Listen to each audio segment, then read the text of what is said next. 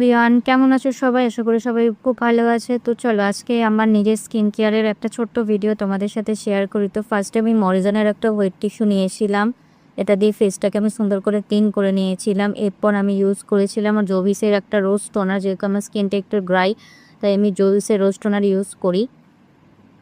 তো টোনারটা ভালো করে হাত দিয়ে একটু ড্যাবিং মোশনে হাত দিয়ে ড্যাব ড্যাব করে একটু স্কিনে অ্যাবজর্ব করে নেবো। তো একটু ওয়েট করার পর ইউজ করেছিলাম আই ক্রিম, যেটা ছিল আমার অরিফ্লেমের ইভেন আউটের আই ক্রিম।